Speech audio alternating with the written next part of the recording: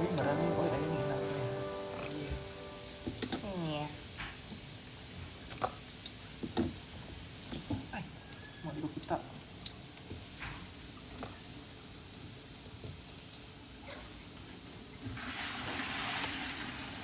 Yung saan mo pag pinakupsan mang ibutang ka rin mo tubig?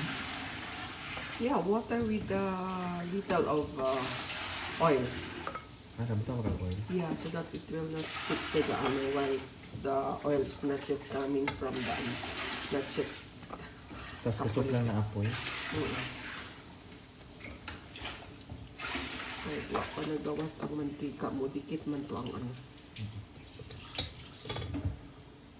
So guys, tingnan mo, meron pa tayong mantika na makuha. Sarap nito is i-sahog-sahog sa mga gulay, ay gamitin sa gulay. Kasi may timpla na yan, salt and pepper. Let's start now to saute our pork with this bagoong pa. And ayan guys, magsosote na tayo sa ating onions and garlics. So, this is my recipe of binagoongang talong sa pork, pero wala akong kamatis. It's okay. So, ang ginamit natin yung pinakupsan or pinakuluan natin na karne. Kasi nagpo-produce siya ng oil. So, mas masarap yun. Tapos guys, yung Kuya Doki ko, hindi pa masusoto yung aking karne. Ginawa na niyang pulutan.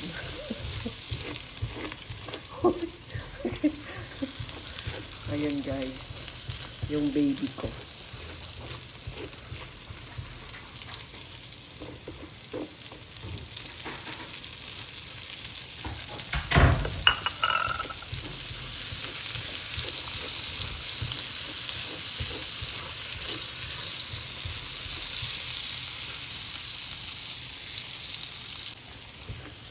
Nangangamoy na yung onion and garlics natin. Lagay na natin itong ating pinakupsan na karne.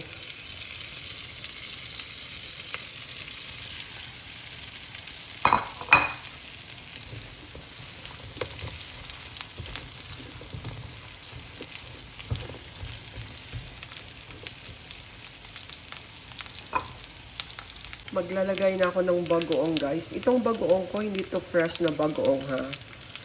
Luto na to. So, mas malasa yung binagoongang baboy sa talong or binagoongang talong sa baboy.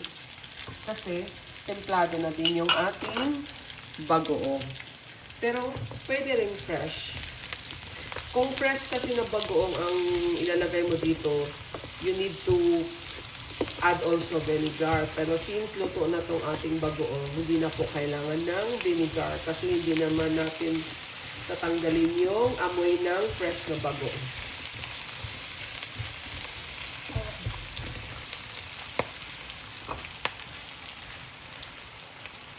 Cover for some times hanggang mag-soak yung bagoong sa karne natin at saka sa onion and garlics. Then we will drop our talong followed by the gata. Kasi mas masarap may gata yan. Now, magdagdag po ako ng water. Kailangan ang water tamang-tama lang sa templada nyo guys. Kasi hindi naman sinabawan yung ating binagoongan. Pero hindi rin sobrang tuyo. Ayan, may sabaw na siya. Plus ang gata pa mamaya.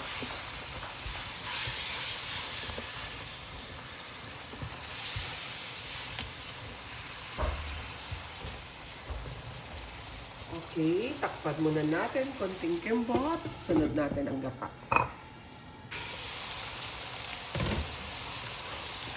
Mag-add ako guys ng chili powder. Kung meron kayong fresh na chili, mas maganda din. But usually, marami akong chili flakes. Kasi chili powder, chili flakes talaga ginagamit ko. May chili powder din ako, but I want to put these chili flakes.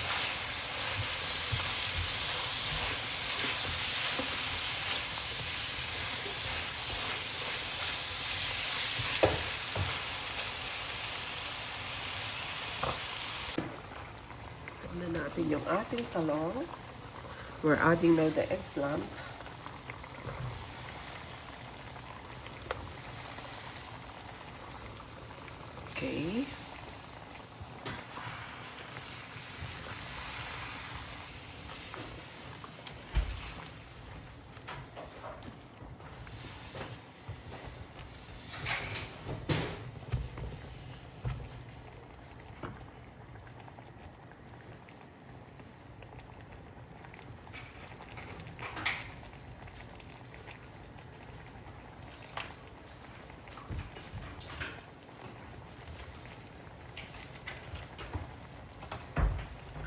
Sunod na rin natin ang ating gata.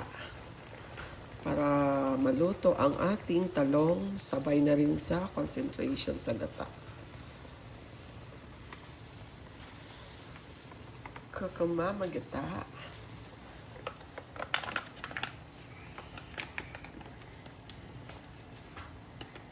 Yan.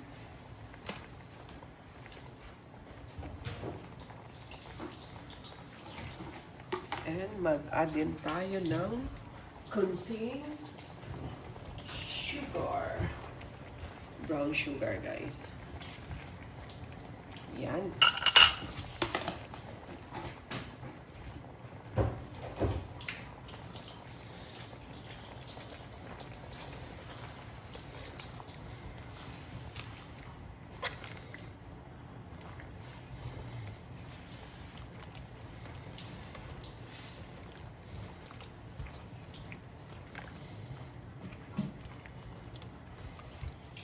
Okay. Babad natin yung hanggang maluto. Hanggang makain na. Tikman natin bago natin siya i-finalize. Ayan guys, ang sarap na. May usok lang. Nakita niyo yan? Oh. Oh. Oh.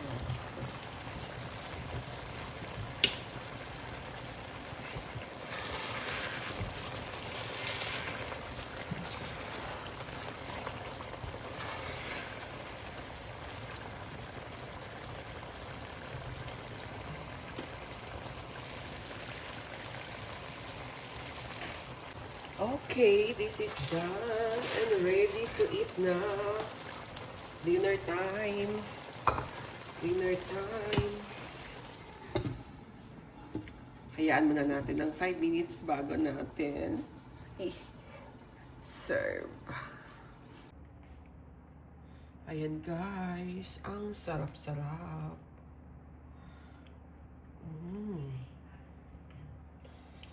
Talagang binagoong karne na may talong or binagoong ang talong na may karne sa gata. Kalami.